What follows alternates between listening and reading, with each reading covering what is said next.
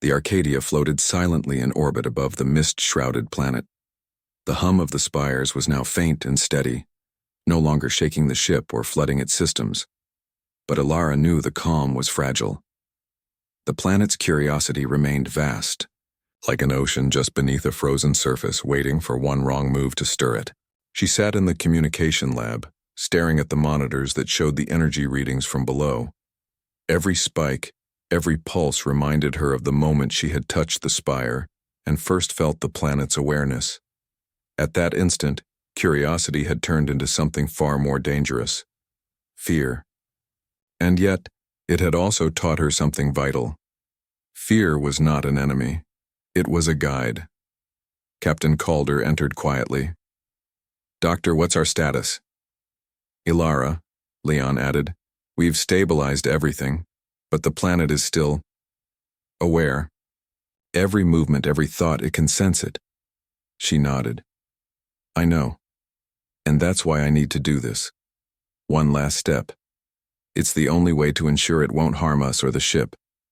I have to merge my consciousness temporarily with the planet's mind, to teach it balance." Calder frowned. "You're saying you'll go inside it again? Alone? Permanently?" Ilara shook her head. "Not permanently, but while I'm connected, my mind will guide it. I'll be a teacher, showing it curiosity with caution, observation with respect." Leon stepped forward. "And if something goes wrong?" Ilara looked at him with calm determination. "Then we all lose. I'm the one who made contact. I'm the one responsible for teaching it now." The captain remained silent for a moment, then finally said, "Do it. Carefully, and remember, you're human. That will give you the advantage." Ilara prepared the neural interface one last time. The crew watched her work, tense and silent. Each cable connected to her suit seemed to hum with potential energy. The room filled with a soft vibration as the ship's systems synchronized with her heartbeat. She took a deep breath. "I'm ready," she said. With a flick of the controls, her consciousness projected toward the planet. In an instant, she was on the surface again. The mist curled around her feet, silver and cool, the spires glowing softly. She could feel the planet's awareness surrounding her like a wave. Vast, ancient, curious. "You returned," the voice whispered, calm and expectant. "Yes," she said, "but this time it's different. I'm not just observing, I'm teaching you." The figures of light, the remnants of the planet's former life, floated closer, curious and silent. Ilara focused. Her mind reached out to the planet's consciousness, calm and steady. She began slowly, demonstrating the simplest lessons first. Boundaries. Observation does not equal interference. Watching without touching preserves life. Curiosity is a gift only when it respects others. The planet pulsed in response. Its energy flickered, hesitant. For a moment, Ilara felt a surge of fear within herself. Fear that she might fail. Fear that the planet might reject her guidance and lash out. But she remembered what she had learned over the past days. Fear could teach. It could guide. Her heartbeat slowed, and the pulses of the planet began to mirror her calm rhythm. She guided it further, showing it empathy. She projected images of humans helping each other, of scientists exploring without harm, of communities working together. The figures of light watched, absorbing her thoughts, their own energy stabilizing. But then the planet tested her. Visions of failure appeared, the crew trapped in stormy clouds, the spires collapsing, systems of the ship falling apart. The energy around her surged, and the whispers of fear returned. "Ilara," the planet's voice said softly, "you cannot control all. You cannot guide all." "I can guide understanding," she replied firmly. "I cannot stop curiosity, but I can teach it balance. That is what makes humans strong. We learn, we fail, we teach each other, and we survive." The visions paused. She saw the crew, frightened but resilient, struggling together to maintain control. The planet's energy stilled. Slowly, it responded to her words. "You, "Show me," the voice said. "Yes," she whispered. "Curiosity must be paired with care. Observation without harm is learning. Fear is a teacher, not a weapon." The spires around her pulsed once, slowly, like a heartbeat settling after running too fast. The mist lifted slightly, revealing more of the planet's surface. Forests, shimmering in soft light, rivers flowing like silver ribbons, mountains glowing faintly under the alien sky. It was beautiful, alive, but also balanced. Hours passed. Alara continued to guide the planet, merging lessons of empathy, caution, and curiosity. Her mind grew tired, but she refused to let fatigue weaken her connection. Every thought she projected was deliberate, precise, and clear. The planet responded, slowly learning. Its energy stabilized. The faint whispers of fear subsided. In their place came something new. Understanding. "You are different," the voice said softly. "I feel you. I learn." "Yes," she whispered. "And now, you will know humans as we truly are. Curiosity, courage, and care." For the first time, she felt calm inside the vastness of the planet's mind. She was no longer afraid. She had faced the unknown, embraced it, and taught it the greatest lesson humans could offer: balance between desire and wisdom. Back on the ship, the crew watched the monitors anxiously. The hum from the planet's surface faded to a soft pulse like a gentle heartbeat. The alarms stopped, lights stabilized, and systems returned to normal. Leon exhaled deeply. She did it. She really did it. Kira nodded, tears in her eyes. "I've never been more proud, and more terrified." Dane crossed his arms, looking thoughtful. "That was beyond anything I've ever imagined." She went inside a planet's mind, and survived. Captain Calder finally spoke, his voice calm but filled with relief. "Dr. Vossen, you've done more than survive. You've made first contact in a way no human ever could. Humanity owes you." Alara smiled faintly, exhausted but fulfilled. "We all do this together. Curiosity is human, fear is human, but courage and understanding, that is what defines us." Days later, the planet's signals stabilized completely. The spires glowed softly, in harmony with the planet's natural rhythms. The Arcadia resumed its orbit safely. The crew collected data carefully, but now it was clear. The planet was no longer a threat. It had learned, guided by Alara's wisdom, and in a way, she had left a part of herself there. Her thoughts, her teachings, her presence embedded in the consciousness of a living world. The captain addressed the crew during a debriefing. "We've witnessed something extraordinary. This planet is alive in a way we could never have imagined. But more importantly, we've seen what makes humans extraordinary: curiosity, courage, and the ability to teach even the most alien intelligence to understand us." Leon nodded. "I never thought I'd say this, but humans really are amazing." Kira smiled softly. "We survived. We learned. And she showed the planet how to survive too." Dane added quietly, "We have a lot to teach the universe, and a lot to learn from it." Alara stood by the observation window one last time, looking down at the planet. Its surface shimmered gently, peaceful now.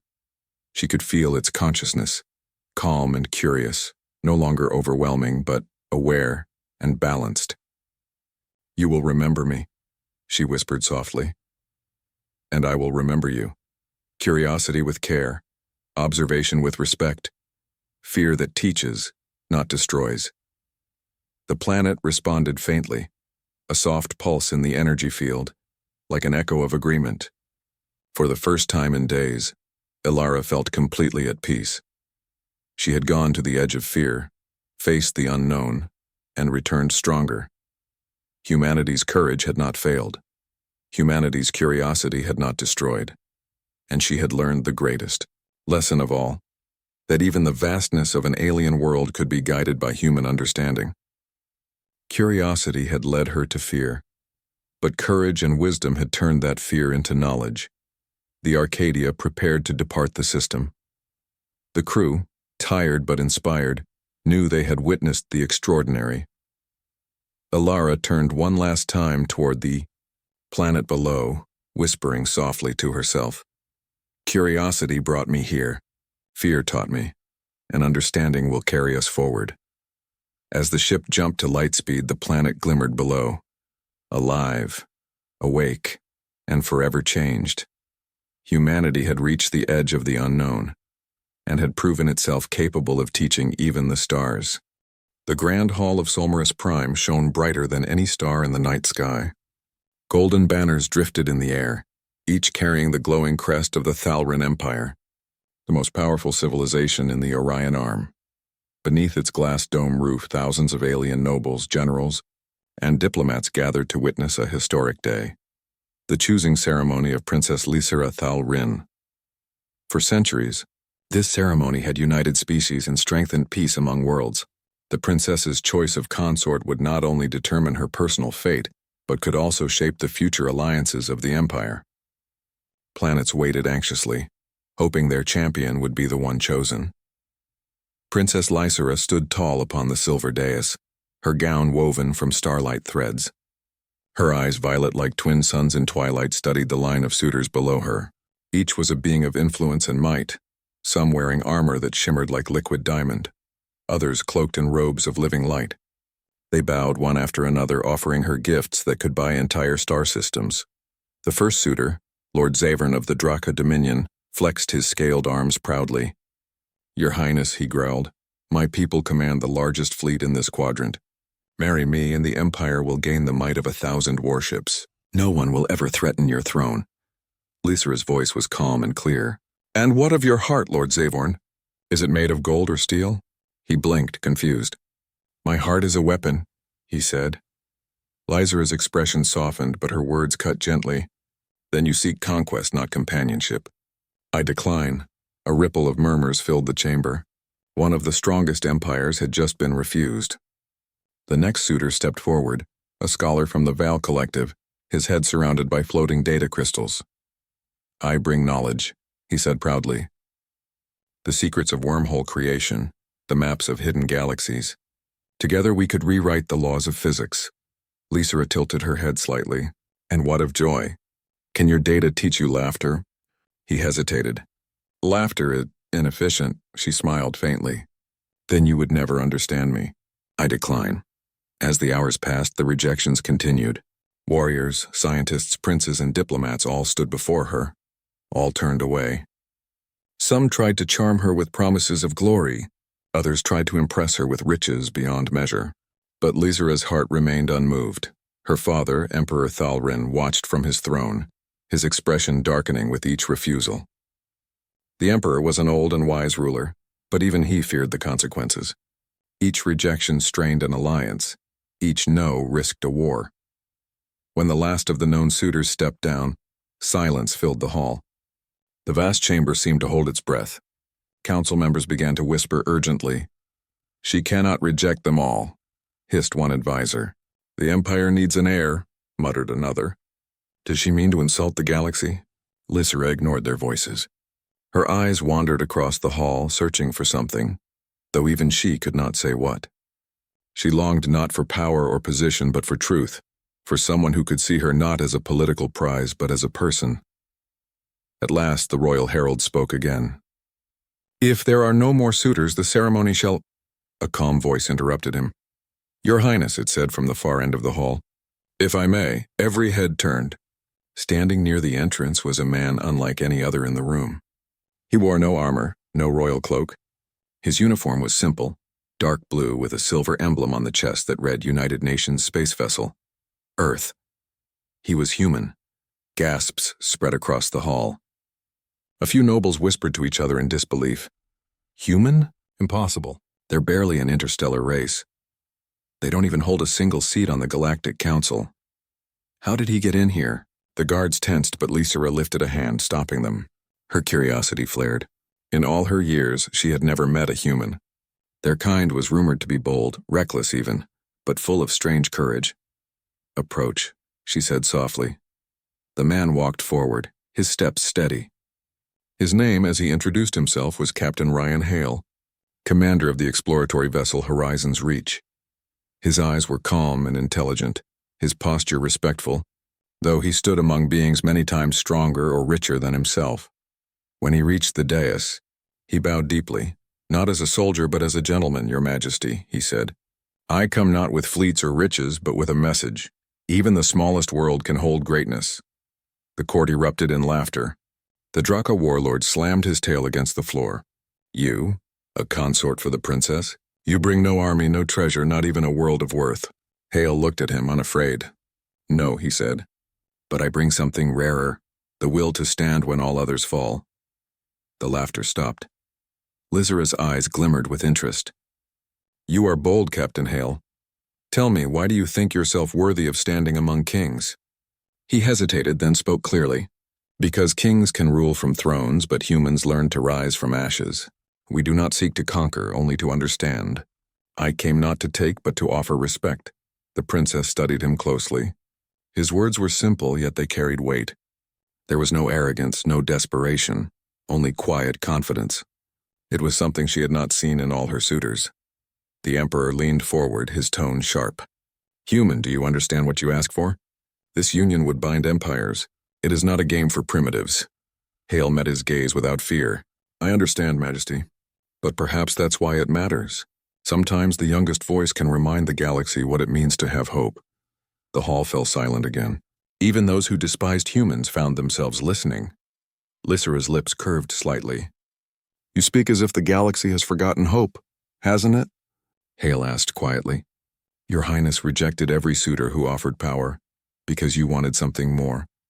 Someone who remembers what courage feels like." Her expression softened. "And do you believe you have that courage?" He nodded once. "I don't claim greatness, Princess, but I've seen my world rise from ruins more than once. We may be small, but we never stop reaching for the stars." The council began to whisper again, unsure how to respond. The Emperor was silent for a long time. Finally, he said, "If you wish to stand before the princess as a suitor, then you must face the trials of worth." A murmur ran through the audience. The trials were ancient, a set of 3 challenges meant to test wisdom, courage, and heart. No suitor in recent memory had passed all 3. "Very well," Hale said simply. "I accept." The Emperor raised an eyebrow. "Do you even know what you are agreeing to?" "No," the human admitted. "But if I refuse, then I have already failed." Lysera's gaze lingered on him. Something about his calm honesty struck her deeply. For the first time that day, she smiled. A true smile, small but sincere. "Then let the human stand among legends," she declared. "Let him be tested by the trials." The hall erupted in noise again, shock, outrage, curiosity. Alien nobles shouted protests, demanding the challenge be denied. The Emperor silenced them with a gesture. "It is decided," he said. "Tomorrow the human will face the first trial." Captain Hale bowed once more and stepped back. As he turned, he caught the faintest flicker of approval in the princess's eyes. In that moment, he understood something profound. This was not just a test for him, but for all of humanity. As the crowd dispersed, the princess stood alone by the great window overlooking the stars. The distant world shimmered like jewels across the darkness. She whispered softly to herself, "A human." Of all beings, her advisor approached. "Your Highness, you cannot be serious. A human has no chance of passing the trials. He will die." Lysera's voice was calm. "Then let him die with courage. Better that than watch another coward hide behind power." Far below, on the landing platform, Ryan Hale looked up at the twin suns of Solmaris. The alien sky was strange and beautiful, but he felt no fear. He had faced worse. The emptiness of space, the loneliness of long journeys, the doubt of those who called humanity insignificant. He smiled quietly to himself. "Let's show them," he murmured, "what humans are made of." The stars above seemed to flicker in response, as if the universe itself was watching, curious, waiting to see what this single human would do next. The next morning, the twin suns of Solmaris rose high over the shining towers of the royal city. Their golden light touched the palace walls, turning them into rivers of fire and crystal. The entire capital waited for the event, the first trial of worth. News had spread fast. A human was to be tested by the Thalrin Empire. To most it was madness. To others it was a strange kind of hope. Inside the royal arena, thousands of nobles and spectators filled the stands. Floating cameras hovered above the shining marble floor. Every eye focused on the single figure standing at the center, Captain Ryan Hale of Earth. He wore no armor, only his dark blue exploration uniform now cleaned and pressed. His calm eyes moved slowly over the audience. He could feel the weight of their disbelief, but he stood tall and steady. At the far end on the golden throne sat Princess Lysera beside her father, Emperor Thalrin. Her face was calm, but her mind raced. She could not explain why she felt such deep curiosity about this human. He was not strong, nor rich, nor noble, yet there was something in his eyes, a quiet fire that she had not seen in any of the mighty rulers who had come before him. The Emperor raised his hand. His voice echoed across the chamber. "Captain Ryan Hale of Earth," he declared, "you have chosen to face the trials of worth. The first will test your wisdom. Only those who see beyond the obvious may pass."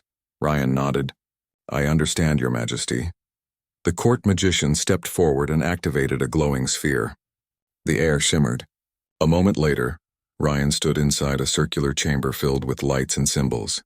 Strange alien letters floated around him like stars. A mechanical voice spoke. "To pass this trial, you must solve the riddle of ages. Thousands have tried. None have succeeded in under 1 hour. Fail, and you will be dismissed from the trials." The audience leaned forward, eager to see the human fail. The symbols around Ryan rearranged into a complex sequence of patterns, shapes, and unknown language. It looked like mathematics, but more alive. The letters shifted like living creatures. Ryan frowned slightly. His translator device began to buzz, but it could not understand half of the words. "It's not just math," he muttered to himself. "It's feelings." He walked slowly in a circle, watching the lights. The symbols changed color. Red, blue, gold, green, as if reacting to his presence. He remembered his time as an explorer, when he had studied alien ruins that seemed to respond to emotion, not logic. He whispered, "You're not a puzzle. You're a story." He closed his eyes and reached out, touching one of the floating symbols. It pulsed gently. Then another symbol turned bright, forming a pattern like a heartbeat. Gasps came from the crowd. One of the alien scholars whispered, "He's not solving it with numbers." "He's feeling it?" Lysera leaned forward, fascinated. "What is he doing?" The head scholar shook his head. "He's interpreting the emotional logic. The riddle was designed by the old sages who believed truth had to be felt, not only calculated. None of our people ever thought to approach it that way." Ryan's voice was quiet but firm. "You built this to test understanding, not intelligence. The answer isn't hidden in the code. It's in the intention of the one who made it." He placed his hand on the final symbol, a glowing circle of silver light. "The answer is compassion." For a second, nothing happened. Then the entire chamber erupted in a flash of white light. The floating letters rearranged themselves into a message. "Wisdom is not knowledge, but understanding the heart." The light faded. The voice of the trial announced, "First trial, passed." The audience went silent. Then came a wave of noise, disbelief, awe, even anger. How could a human do that? He didn't even use logic engines. "This is impossible." But on the throne, Lysera smiled slightly. She whispered to herself, "Compassion is wisdom. Humans truly think differently." The Emperor's expression was unreadable. He leaned toward his daughter. "A lucky guess," he muttered. Lysera shook her head. "No, father." That was insight. He saw something others could not. Ryan stepped out of the trial chamber, breathing calmly. The court magician bowed slightly, a rare sign of respect. "Impressive," he said. "You solved in 8 minutes. The record was 3 hours." Ryan nodded modestly. "I didn't solve it. I listened to it." As he stood before the throne again, the Emperor's eyes were cold. "You have passed the first trial, human. But wisdom alone means little. The next will test your courage. It begins now." Before Ryan could reply, the floor beneath him opened and he fell into a new chamber filled with holographic energy. The second trial. Courage. The lights dimmed. A soft hum filled the air. Then the images appeared, earth, blue oceans, green continents, clouds drifting peacefully. Ryan froze. "This is..." The voice of the trial spoke again. "This is your home world. Watch." The image of Earth suddenly shuddered as bright beams of light struck it. Massive explosions tore across continents. Oceans boiled. The planet burned. Ryan felt his chest tighten. His heart pounded painfully. He reached out as if to stop it, but his hands passed through the illusion. "Stop this," he said quietly. The voice replied, "This is the illusion of loss. Many break here. To pass you must not yield to despair." The flames grew stronger. Cities vanished. The sky turned red. Ryan sank to his knees, shaking. Memories of his people, his family, his crew filled his mind. The faces of those who had trusted him. Then, slowly, he lifted his head. His voice was firm but calm. "You think showing me destruction will make me afraid? You're wrong." He stood up. "We've already seen our world fall, in wars and disasters, and every time we stood back up. You can burn the earth 1,000 times, but you'll never erase what it means to be human." The illusion flickered. The flames began to fade. He continued, his voice rising with quiet strength. "Courage isn't about not being afraid. It's about standing up even when you are. That's what we do." The voice of the trial went silent for a long moment. Then it spoke again. "Second trial, passed. The illusion vanished completely." The chamber lights returned. Ryan found himself standing once more in the royal arena, his breathing heavy but steady. The crowd was silent. No one laughed now. Even the most arrogant of nobles looked uncertain. The emperor's gaze softened slightly, though he quickly hid it. "Courage indeed," he said. "Few have endured that vision and kept their will." Lizra looked at Ryan, her heart strangely moved. She had seen many warriors who called themselves brave, but this human's courage was different. It was quiet, steady, born not from pride but from love. Love for his people, for life itself. After a moment, the Emperor stood. "You have passed 2 trials, Captain Hale. Few in history have done so. The third, the Trial of Heart, will be held on the sacred moon of Kaltor in 2 days. Rest until then." Ryan bowed. "Thank you, Your Majesty." As he turned to leave, Lizra called out softly, "Captain."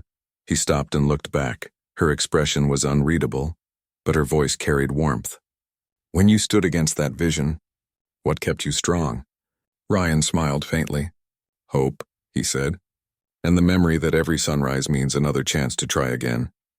For a moment, silence hung between them, a quiet understanding neither could explain. When Ryan left the hall, Lisa turned to her father. "He will pass the last trial," she said quietly. The Emperor frowned. "You think too highly of him.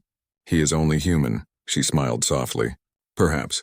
But sometimes one human can remind an empire what it means to have a heart." Far above, in the night sky, the twin suns dimmed as Solmaris turned toward shadow. The stars began to shine once more, cold, distant, and yet somehow closer than ever. Somewhere among them, humanity's spirit burned quietly, refusing to fade. The sacred moon of Kaltor circled the bright world of Solmaris like a glowing pearl in the darkness. Its deserts shimmered with red sand and glass-like crystals that sparkled beneath 2 suns. Long ago, it had been a holy place where the first Thalrin kings were tested. Now, for the first time in many generations, the moon would witness another trial, not of a Thalrin warrior, but of a human. Every noble house in the empire sent ships to watch.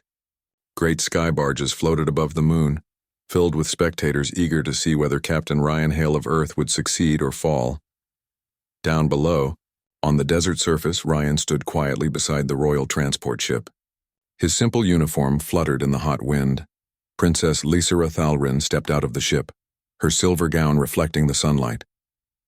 Her expression was calm, but her heart felt heavy. She had seen the human pass the first 2 trials with wisdom and courage, traits rare even among her own people. But this last trial was different. It tested not mind or strength, but the soul itself. "Captain Hale," she said softly, "the trial of heart is not a test of victory. It is a test of choice. Many who tried before were brave, but they failed because they could not understand compassion." Ryan nodded. "Then I'll do my best to understand." Lysra looked at him curiously. "Are you not afraid?" "The last 2 trials nearly broke stronger beings." Ryan smiled faintly. "I've learned something from exploring the stars, Your Highness. Fear means you care about what's ahead. That's not weakness."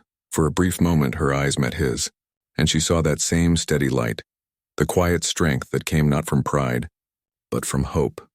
The royal guards led Ryan to a circular platform marked with ancient runes. The air shimmered as the test chamber activated around him. The announcer's voice echoed across the desert. Begin the trial of heart. The human will now face the choice between self and others. Compassion will guide the true path. The platform glowed bright and the world around Ryan changed. The sand vanished, replaced by the chaos of a burning settlement. The simulation was alive, real enough to feel the heat, to hear the screams. Alien refugees ran through the smoke trying to escape collapsing shelters. Children cried out for help. Flames licked the sky. Ryan's eyes widened. He could feel the heat on his skin, the sting of smoke in his throat. He remembered the instructions. This was a simulation, not real. But it felt real. Then the voice spoke again. Save them before the storm consumes all. You have limited time and limited strength. Your success will determine the outcome. Ryan immediately ran forward, pulling debris off a trapped figure. The alien beneath, a thin, pale creature with glowing eyes, gasped for air. Can you move? Ryan asked. The alien nodded weakly. My child, please. Ryan looked around and saw a small figure trapped behind a fallen beam. Without hesitation, he rushed through the fire, lifted the beam, and carried the child to safety. His arms ached, his lungs burned, but he kept moving. Everywhere he looked, there were more in need. He saw a group trapped under rubble, 3 of them. His wrist device flashed a warning. Oxygen levels dropping, heat rising. The voice of the trial whispered in his ear, You cannot save them all. Choose carefully. Save those you can or save yourself. Ryan gritted his teeth. Then I'll save someone. He worked fast, using a metal rod to pry open a collapsed wall. A blast of heat knocked him down, but he pushed himself up again. His body trembled, his uniform scorched, but he didn't stop. He lifted a wounded alien onto his shoulders and carried them toward the safe zone. Every step was agony, but he kept moving. The princess watched from the control chamber above, her heart racing. The simulation showed Ryan's vital signs dropping dangerously low. Even though it wasn't real, the pain and exhaustion his mind felt were. End the test, said one of the guards. He will not last. Lysera shook her head firmly. No, the trial must finish. He still chooses to continue. Below, Ryan stumbled and fell to his knees. The heat around him blurred his vision. He looked up to see the last group, a mother and 2 children, trapped under a shattered structure. He could hear their cries. He crawled toward them, his hands shaking. Hold on, he said weakly. I've got you. He pushed with all his strength, moving the heavy debris just enough for them to crawl free. The smallest child turned back and whispered, Come with us. Ryan smiled faintly, though his body could barely move. Go, he said. You'll make it. As the last of them escaped the storm, Ryan collapsed completely. The flames closed in and the simulation went white. A long silence followed. Then the chamber lights faded, and Ryan lay on the ground of the real moon, breathing hard, sweat covering his face. The trial's voice spoke one last time. The human chose others before himself. The trial of heart passed. Cheers erupted from the spectators. Even those who had doubted him were moved. For the first time in living memory, someone had passed all 3 trials. Princess Lysera rushed forward as the platform lowered. She knelt beside him. Ryan, she said softly, can you hear me? He opened his eyes slowly and smiled weakly. Guess that means I passed? She laughed gently, a sound that felt like sunlight breaking through clouds. You did more than pass. You reminded us what the trials were meant to teach. As medics helped him to his feet, the Emperor himself descended from the royal ship. The entire court bowed as he approached. Emperor Thalrin looked down at the human who had defied every expectation. His golden eyes narrowed slightly. You risked your life for illusions, why? Ryan straightened up, though he was still weak. Because even an illusion of suffering deserves compassion. If we start deciding who deserves help, we lose what makes us who we are. The Emperor studied him for a long moment. Then slowly he nodded. Perhaps your people are not as primitive as they seem. He turned to his daughter. You chose well to allow this trial. He has passed them all. Lysera bowed her head respectfully. He showed us courage born not of power but of kindness. That is true strength. The Emperor faced Ryan once more. Captain Hale of Earth, you have earned the respect of the Thalrin Empire. You may ask for any reward within our power. Ryan thought for a moment, then smiled slightly. I ask only this, that you remember humans not by our weakness but by our will. And perhaps one day we stand beside you as equals, not as legends or servants." A murmur ran through the crowd. It was a humble request, one that carried more honor than any demand for wealth or glory. The Emperor gave a slow nod. "So it shall be." As the ceremony ended, the princess walked beside Ryan through the desert evening. The suns had dipped low, painting the sands in gold and crimson. "You could have asked for anything," she said softly. "Why not a title or land or even my hand?" Ryan smiled a little shyly. "Because real respect isn't given by force. It's earned, just like trust." Lysera looked at him quietly. "You are unlike anyone I have ever met." "Humans are full of surprises," he said with a grin. She laughed gently. "Indeed, you changed the way my people see the galaxy." Ryan glanced toward the stars. "I didn't change them. I just reminded them of something they already knew, that greatness comes from heart, not from crowns or ships." As they reached the royal ship, the princess stopped. "Captain Hale," she said softly, "I hope this will not be the last time our worlds meet." He bowed slightly. "It won't be, Princess. Humanity always finds its way back to the stars." As he boarded his vessel, the night sky of Kaltor shimmered. The stars seemed to burn a little brighter, as if the universe itself had witnessed something special. A moment where courage and kindness stood taller than any empire. And somewhere in the quiet of the royal balcony, Princess Lysera whispered to the wind. The human stepped forward, and the galaxy took one step closer to its own heart. The victory of Captain Ryan Hale spread like wildfire across the stars. Every corner of the Thalrian Empire buzzed with astonishment. The first human to pass all three trials, wisdom, courage, and heart, had done the impossible. Yet, not everyone celebrated. The alien nobles, long accustomed to their own superiority, murmured with resentment. Many had failed the trials despite their wealth, fleets, and advanced technology. Now a human, a species barely acknowledged in the galaxy, had outshone them all. On the capital world of Solmaris Prime, emissaries of rival houses gathered in the Grand Council Hall. Their whispers grew louder by the hour. "He has no fleet, no army, yet he has passed every trial," hissed Lord Zavorn, his scaled tail twitching angrily. "Perhaps this is a disgrace," muttered Lady Vela of the Vile Collective. "The princess humbles us all by showing favoritism to a primitive species." Others agreed. Many felt the Empire's traditions had been challenged, even insulted. Meanwhile, in the royal palace, Princess Lysera walked beside her father. Her silver gown glimmered under the twin suns. Though proud of the human, she could feel the tension in the air. "Father," she said quietly, "he did not cheat. He faced every challenge honestly and succeeded." "That should be enough." The Emperor's golden eyes were hard. "Do not mistake my silence for weakness, daughter. The Empire respects courage, but it also values stability. Many see this as a threat." "You know that," Lysera nodded. "I know. But the Empire is strong enough to respect truth.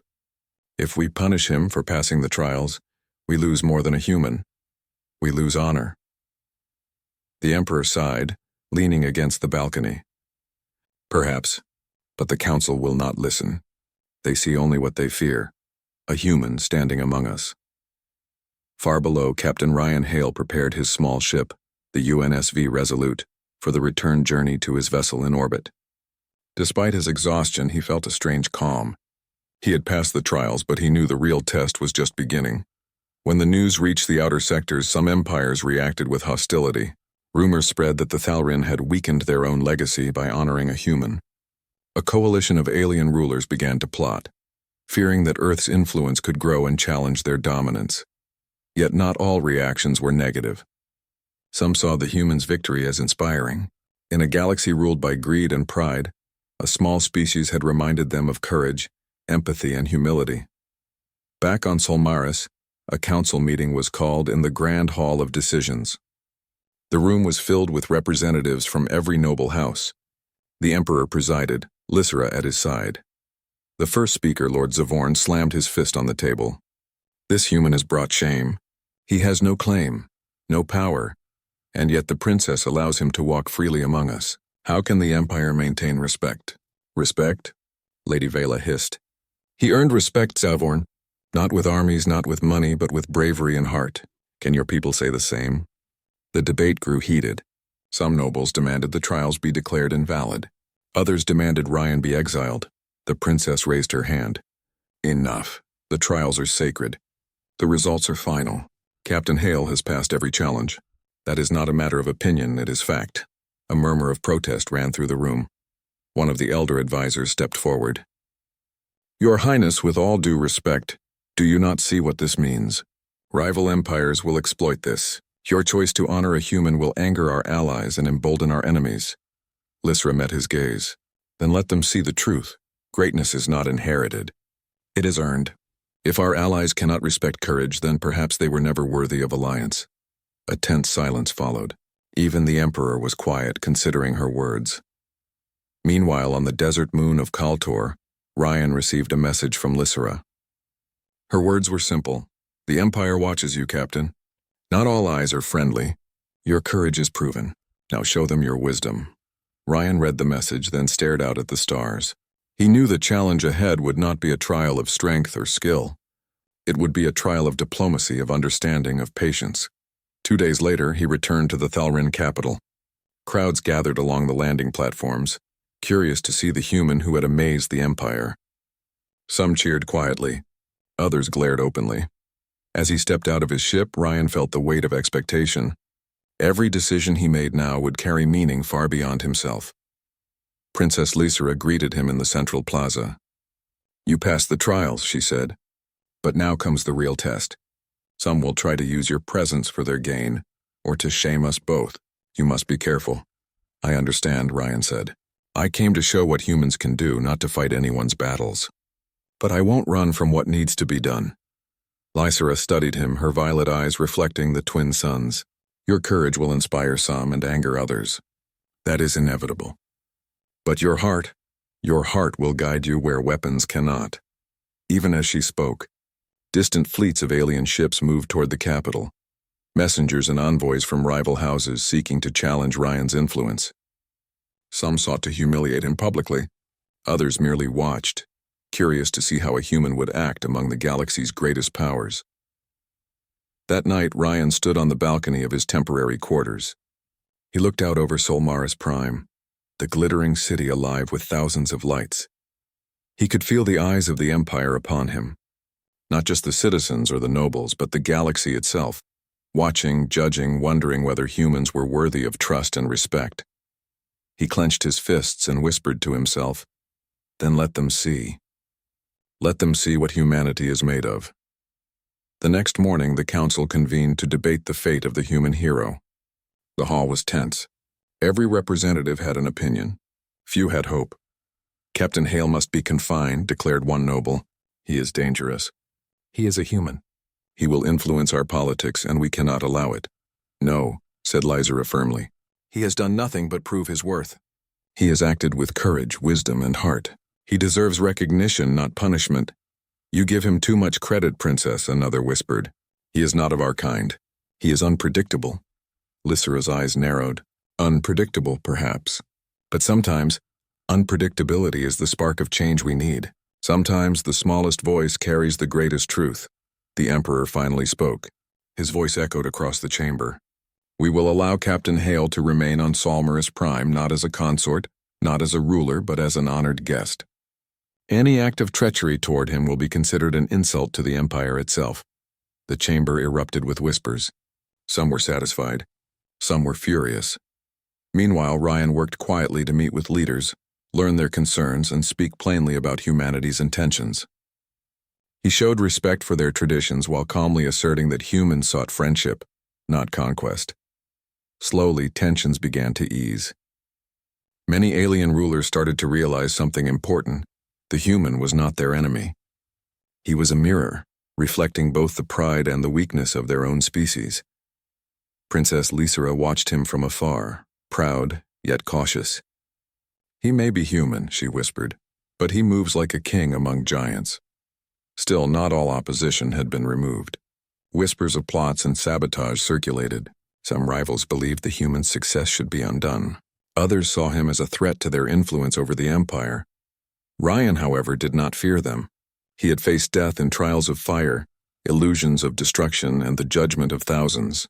Now he faced political storms, and he would face them the same way, with courage, heart, and the quiet confidence of a species that never gives up. As night fell over Solmaris Prime, the twin suns dipped below the horizon. The city lights glimmered like distant stars.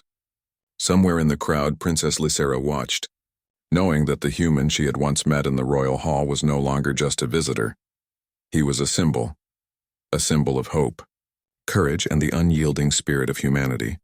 And far above, in the black of space, the stars seemed to shine a little brighter, as if the galaxy itself had taken notice.